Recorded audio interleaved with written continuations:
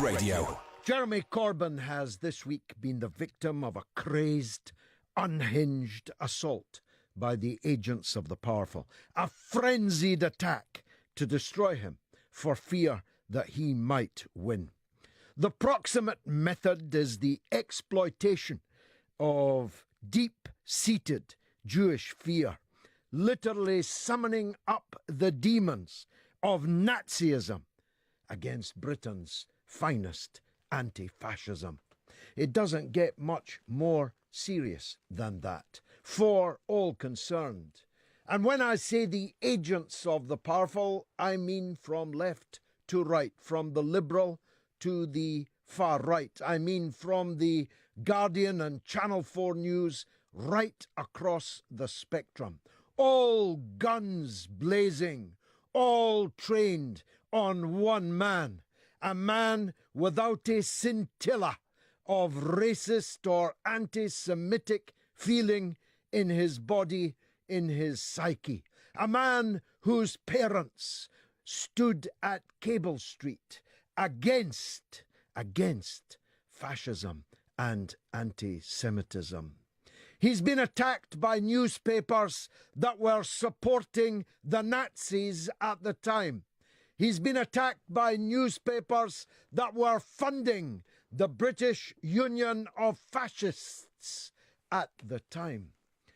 He's been attacked by newspapers that smeared a bucketful, in fact a skipful, of thinly disguised anti-Semitic abuse against Ed Miliband through his father Ralph Miliband, under a headline that said "the man who hated Britain," accentuating that he arrived here as a Jewish refugee from the Low Countries. The man who hated Britain, Ralph Miliband, actually fought for Britain against the fascists that the newspaper in question helped to fund and with whom they fraternized.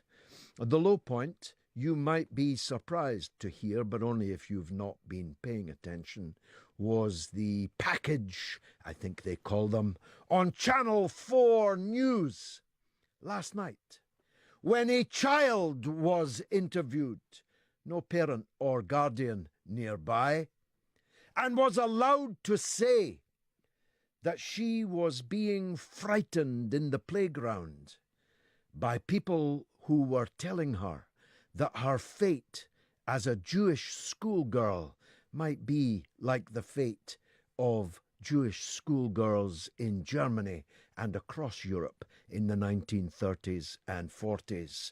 And the child was allowed to say that she believed that these things were a result of what Jeremy Corbyn had been saying. Any journalist, as opposed to a popinjay propagandist, would have asked the schoolgirl, what did Jeremy Corbyn say that could possibly have justified that? But no question like that was forthcoming. It was left in the air that Corbyn must have said or must have done something so anti-Semitic that it was now frightening 13-year-old schoolgirls in London. It is a gigantic Goebbelian lie. Goebbels could not have bettered the package on Channel 4 News last night. The journalist in question was spoken to by us on Twitter and invited to answer for her conduct on this show this evening, but she directed us to the Channel 4 News press team, who haven't got back to us at the time of broadcast. I'm picking out Channel 4 News, not because it's the worst news in Britain, but because it's the least worst news in Britain. It, like the Guardian newspaper, serves the function of the lipstick on a pig that is the British media and political class that is frightening Jewish schoolgirls in London on a gigantic Goebbelian lie that Jeremy Corbyn not only hates Jews, but that the existential future, the existence of Jewish life in Britain is threatened by this mild-mannered geography teacher in his woolly jumper, in his thread-worn second-hand jackets. At least that's what he used to show up in Parliament in. It is a lie so gigantic that, as Goebbels knew, there will be some who will believe it. If you tell a lie, make it a big one and repeat it often enough. And as Malcolm X said, before you know it, the newspapers will have you hating the people that are standing up for you and loving the people who are doing you down. And that's exactly where we are today.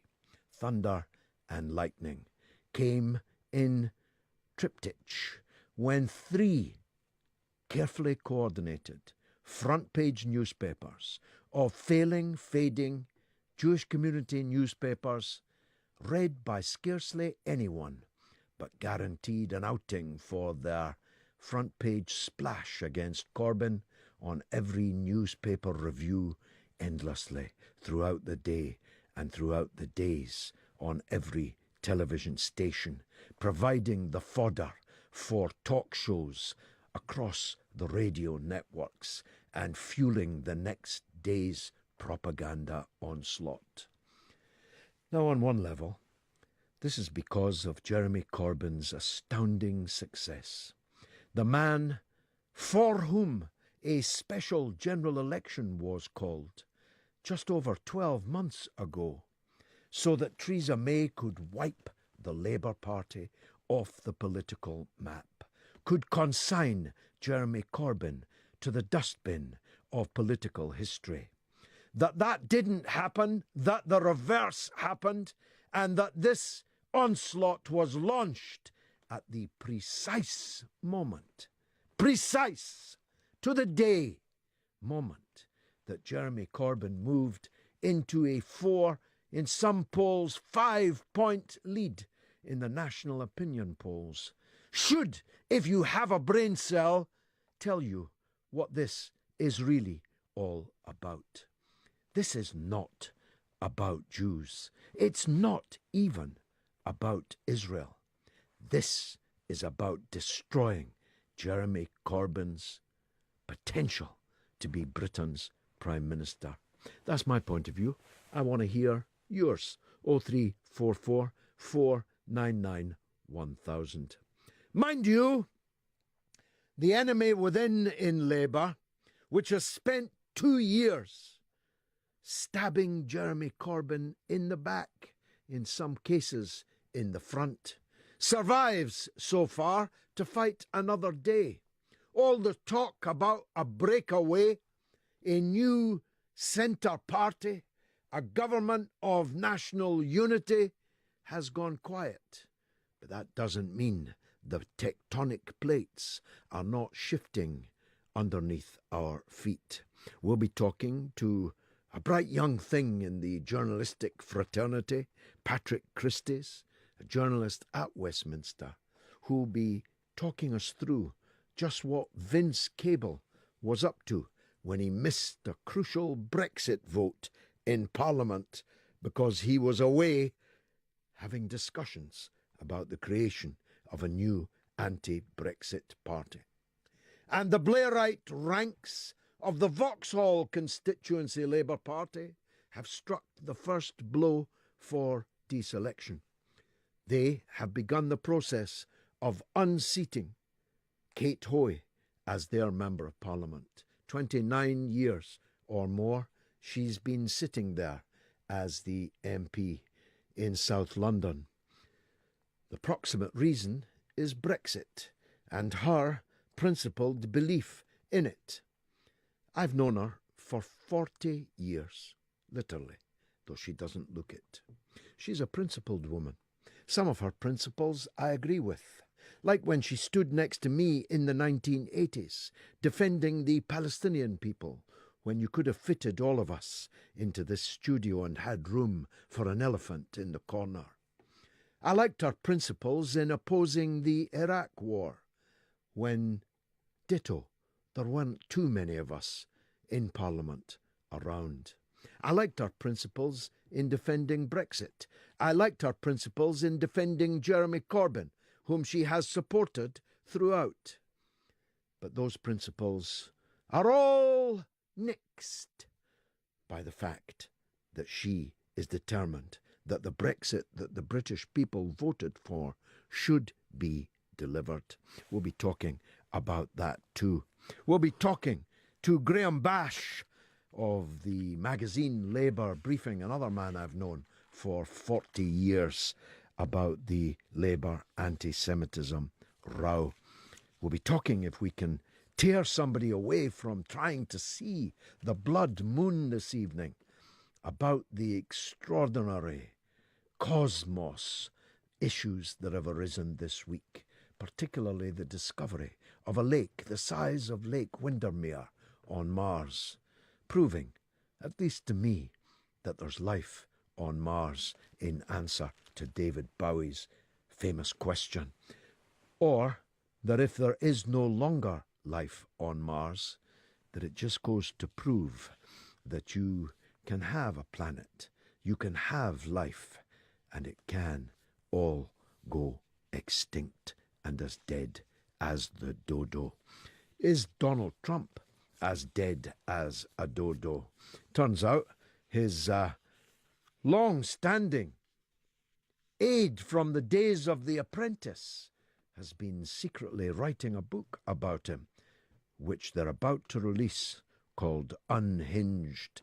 He certainly sounded unhinged on Twitter this week, in capital letters, the modern-day equivalent of the letters I used to receive, written in green ink, when he threatened, over Twitter, nuclear war against Iran.